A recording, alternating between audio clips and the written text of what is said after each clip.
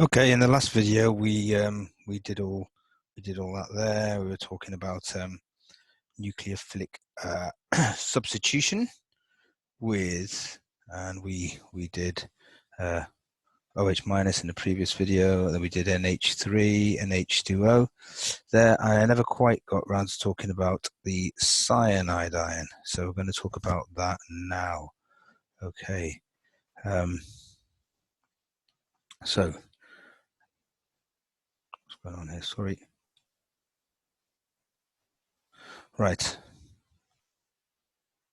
Right, cyanide ion, as I said before, right, so the cyanide ion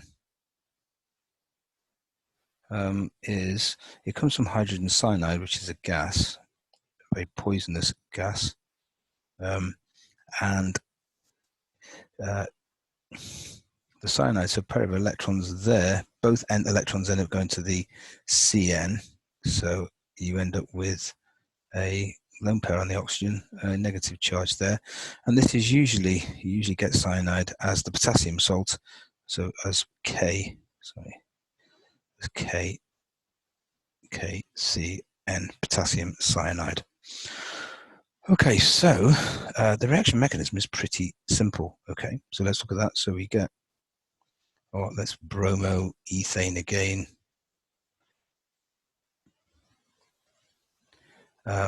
Partial positive charge on our carbon. We have the cyanide ion, which is negatively charged, and we have the lone pair on the carbon.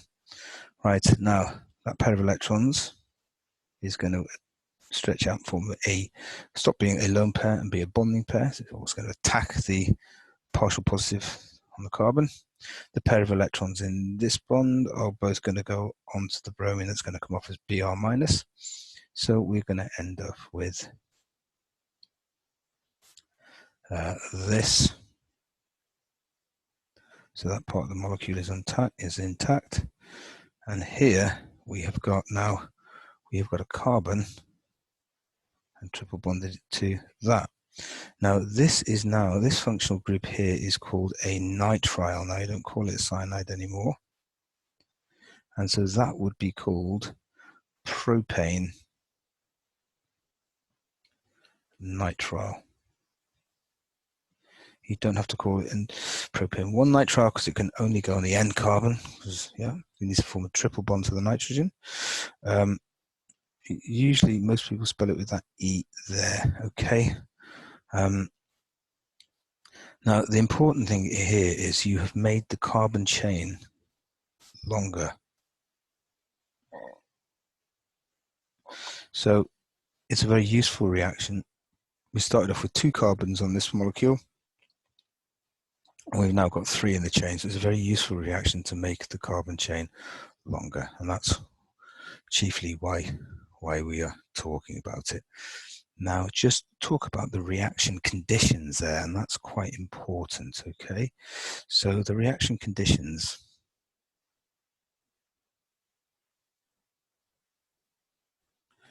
right, if you want that to happen, you need bromoethane,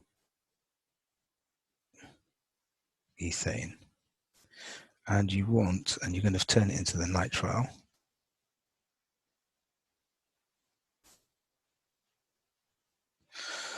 You need potassium cyanide,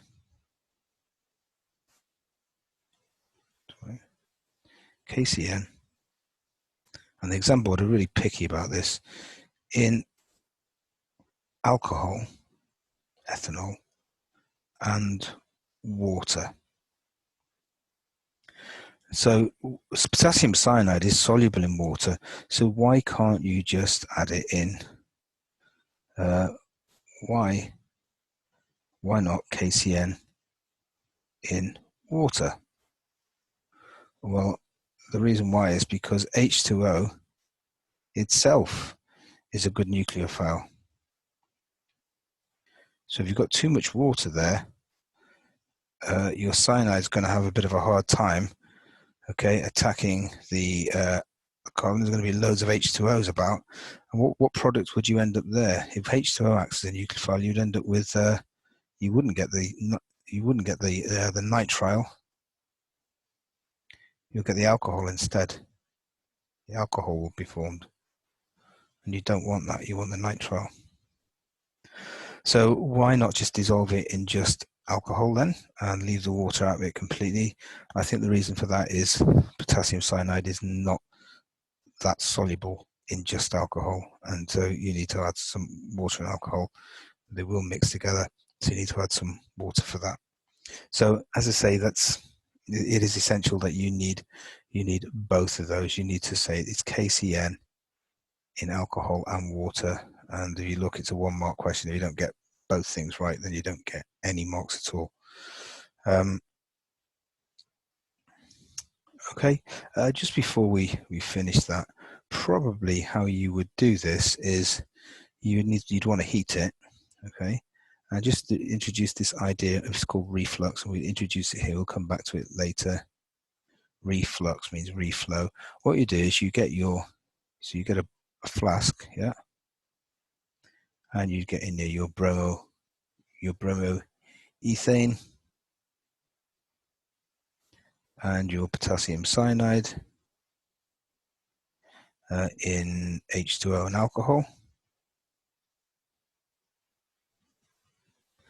And you'd probably put a couple of anti-bumping granules in this, make it boil, and you'd heat it. Okay, now the problem with doing that is all of your bromoethane is fairly volatile, so it would all just go out and you'd end up with nothing left.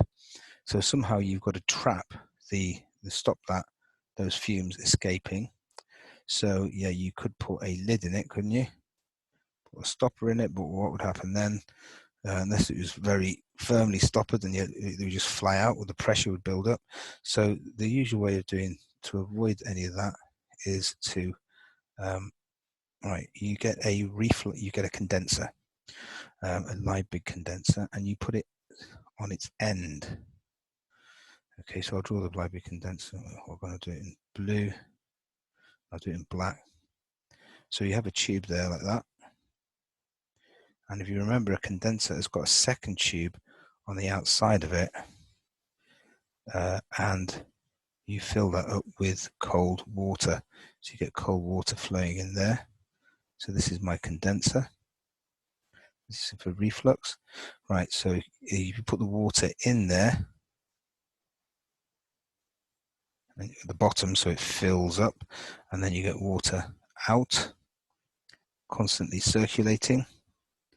Right, that's all going to be fairly cold. So what's going to happen to any bromoethane or products that will boil up? Right, they'll come here, it's cold, and they will drip back down, and they'll fall back into the flask, and you won't lose any. So this is reflux. You heat with reflux.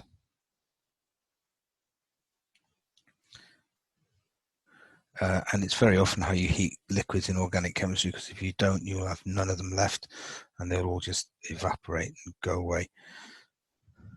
Okay, let's leave that there.